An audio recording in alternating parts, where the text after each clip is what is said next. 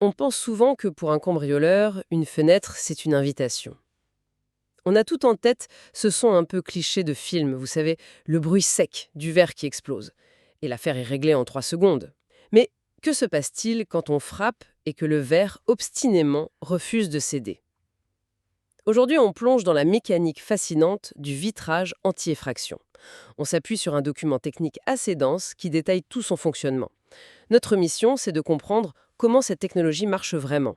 Parce que, et c'est la première surprise, il ne s'agit pas juste de mettre du verre plus épais. Il y a une véritable science, une stratégie derrière sa capacité à résister. On va décortiquer ça ensemble. Alors, en lisant ce document, la première chose qui m'a frappée, c'est que ce vitrage n'est en fait pas du tout incassable. Ça semble complètement contre-intuitif, n'est-ce pas? C'est tout à fait exact. Et c'est un peu le paradoxe qui est au cœur de la technologie. L'objectif, ce n'est pas l'invulnérabilité, c'est la résilience. Pour bien comprendre, il faut visualiser sa structure. On parle de verre feuilleté de sécurité, le VFS. La meilleure image, c'est un sandwich. Un sandwich? Oui, un sandwich. On prend plusieurs feuilles de verre et entre chacune d'elles, on vient coller un film plastique ultra résistant, du butyral de polyvinyle, ou PVB pour faire plus court. Un sandwich de verre et de plastique, d'accord. Exactement. Et c'est ce sandwich qui change absolument tout lors d'un impact. Un verre classique, sous un choc violent, il explose. Il se fragmente en 1000 morceaux coupants et hop, ça laisse une ouverture béante. Le VFS, lui, il va bien se fissurer. L'impact sera visible. Mais il ne va pas éclater. Les fragments de verre restent littéralement collés à cette couche de PVB. Ah, donc l'objectif n'est pas d'être un mur impénétrable, mais plutôt une sorte de toile d'araignée ultra résistante. Le verre se brise, mais la structure, elle tient. C'est une excellente image. L'intégrité de la vitre est maintenue, il n'y a pas de trou. Le cambrioleur a beau avoir frappé, il se retrouve face à une surface qui est toujours là, intacte, bien que fissurée.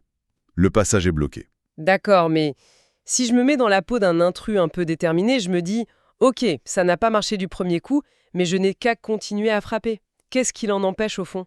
Rien ne l'en empêche, mais c'est précisément là que toute la stratégie entre en jeu. Le film PVB, il a une double fonction. La première, c'est de retenir les éclats, ça on vient de le voir. La seconde, qui est tout aussi cruciale, c'est d'absorber et de dissiper l'énergie de l'impact. D'accord. Le premier coup de masse est absorbé, le deuxième aussi, le troisième également. Pour espérer percer, l'intrus est forcé de s'acharner, de frapper des dizaines de fois au même endroit pour tenter de déchirer couche par couche le verre et le film PVB. Et là, à force de s'acharner, il se heurte à ses deux pires ennemis, le bruit et le temps. Je vois. Au lieu du clac rapide et discret qu'il espérait, il se retrouve à faire un vacarme assourdissant. Chaque coup de masse, c'est une alerte pour tout le quartier en fait. Précisément, c'est un bouquin qui attire inévitablement l'attention. Le document citait d'ailleurs un rapport de police où des cambrioleurs ont été arrêtés après que des voisins ont cru entendre des travaux de démolition, en pleine nuit. Incroyable. C'était simplement eux qui s'acharnaient sur une fenêtre sécurisée. Ça illustre parfaitement l'effet dissuasif du bruit. Et puis, il y a le temps. Une effraction, ça doit être une affaire de secondes. Ici, l'opération se transforme en une épreuve physique laborieuse qui peut durer plusieurs très longues minutes.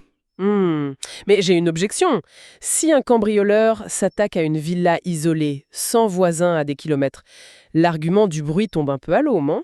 C'est une excellente question et elle est tout à fait pertinente. Dans ce cas précis, oui, le facteur bruit perd de son importance, c'est vrai. Mais le facteur temps, lui, il reste entier. Et il est tout aussi décisif. Chaque minute passée à s'acharner sur une fenêtre est une minute de plus où le cambrioleur est exposé, visible, où il risque d'être surpris. La technologie ne rend pas l'entrée impossible, non. Elle la rend statistiquement trop risquée et trop compliquée. Face à l'effort, au temps perdu et au risque, la grande majorité abandonne. Ils vont chercher une cible plus facile. C'est fascinant parce que la sécurité ne repose pas sur la force brute, mais sur une sorte de guerre psychologique. On ne crée pas un mur, on crée un obstacle suffisamment frustrant et anxiogène pour décourager l'attaquant. On déplace le problème. De la pure résistance physique à la psychologie de l'intrus et à la gestion de son risque. C'est ça. Bon, on a bien compris le principe, mais je me dis que le verre qui protège une porte-fenêtre de particulier n'a pas besoin de résister aux mêmes attaques que celui d'une bijouterie. Comment est-ce qu'on fait la différence? Il y a des niveaux? Logiquement, oui, on adapte la résistance à la menace. Le principe de base est assez simple. Plus on ajoute de couches de verre et de film PVB dans le sandwich, plus la protection est élevée. Et pour y voir clair, tout est standardisé par une norme européenne, la SN EN 356. Elle classe les vitrages selon leur capacité à résister à des attaques manuelles. D'accord. Cette norme, elle se divise en deux grandes familles. La première va de la classe P1 à P5A. Là, on parle d'anti-vandalisme. Les tests simulent des impacts d'objets lancés ou des chocs accidentels.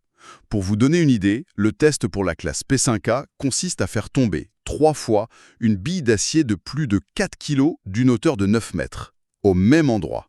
Et le verre ne doit pas être traversé. Bah oui, c'est déjà très solide. C'est très solide. C'est parfait contre un jet de pierre ou un cambrioleur opportuniste qui n'est pas très bien équipé. Et la deuxième famille, j'imagine que c'est là qu'on passe aux choses sérieuses. On change complètement d'échelle, oui. Les classes supérieures, de P6B à P8B, certifient les vitrages réellement anti-effraction. Là, les tests ne cherchent plus à simuler un jet de projectile, mais une attaque déterminée avec des outils lourds. On utilise ce qu'on appelle un banc de hache. C'est une machine qui frappe le verre avec la force et la précision d'un bûcheron. Le test, c'est de compter le nombre de coups de hache et de masse nécessaires pour créer une ouverture de 40 par 40 cm. Assez pour laisser passer un homme. Et alors, pour la classe la plus élevée? Pour la classe la plus élevée, la P8B, il faut plus de 70 coups pour y parvenir. Plus de 70 coups de hache. On en revient à notre histoire de bruit et de temps. C'est énorme. Et j'imagine que les assureurs, ils adorent ce genre de normes claires et précises. Ils en sont la principale raison d'être, en fait. La source est très claire là-dessus. Ce sont ces certifications qui font foi. Un contrat d'assurance vole, peut et souvent va imposer un niveau de protection minimal. Et ce n'est pas anodin du tout. Pour une maison standard, l'assurance peut se contenter d'une protection de base. Mais pour un commerce sensible, disons une pharmacie ou un magasin d'électronique, l'assureur va exiger du P6B au minimum. Et pour une bijouterie? Alors là, pour une bijouterie ou une galerie d'art, on parlera de P7B ou P8B. Et si la protection n'est pas celle qui est stipulée dans le contrat au moment du sinistre, le risque de refus d'indemnisation est bien réel. Bon, on arrive au point du document qui m'a le plus surprise. C'est une sorte de révélation. On vient de parler de vitrage qui résiste à 70 coups de hache, mais toute cette technologie peut être rendue complètement inutile par un tout petit détail. C'est le point le plus critique, et c'est celui qui est le plus souvent négligé. Une chaîne n'est jamais plus solide que son maillon le plus faible. Vous pouvez avoir le verre le plus performant du monde, s'il est installé dans un système défaillant, votre protection est illusoire. La sécurité, c'est un ensemble. Et le maillon faible, d'après notre source, c'est un élément dont la plupart des gens ignorent même le nom, la part close. C'est bien cette petite baguette qui fait le tour de la vitre pour la maintenir dans son cadre. C'est exactement ça. Et c'est là que réside tout le paradoxe. On se concentre sur la résistance du verre aux coups de masse, mais un cambrioleur un peu expérimenté, il ne va même pas essayer de le casser. Ah bon? Non. Avec un pied de biche ou un tournevis solide, il peut faire sauter les parts closes, retirer le panneau de vitrage tout entier et le poser délicatement par terre. Sans bruit? Sans effort? Exactement. Sans bruit, sans effort. Et là, toute la technologie du verre feuilleté devient caduque. Mais c'est absolument dingue, hein. On investit une fortune dans un verre high-tech et un cambrioleur malin peut tout simplement enlever la vitre. C'est presque une faille de conception monumentale qu'on ignore toutes et tous. Alors, comment on contre ça? Heureusement, la solution est assez simple et très efficace. C'est le collage périmétral. Au lieu de simplement poser le vitrage dans le châssis, on applique un cordon de colle structurale, une colle à très haute résistance, tout autour. D'accord. Cette colle, elle soude littéralement le verre au cadre de la fenêtre, et donc même si les parts closes sont arrachées, le panneau de verre, lui, ne peut plus être tiré. Il fait corps avec le châssis. D'accord. Mais ça soulève une autre question. Si le verre est solidaire du châssis, encore faut-il que le châssis lui-même tienne le coup.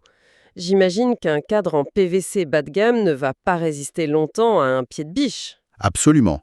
C'est l'étape suivante de la réflexion. Le matériau du châssis, sa conception, c'est fondamental. Le PVC standard peut être assez facile à forcer. C'est pour ça que les fenêtres de sécurité utilisent du PVC avec des renforts en acier à l'intérieur. Le bois est naturellement très résistant, surtout les bois denses. L'aluminium est souvent considéré comme le plus robuste. Mais au-delà du matériau, il y a la quincaillerie, les points de verrouillage, les charnières.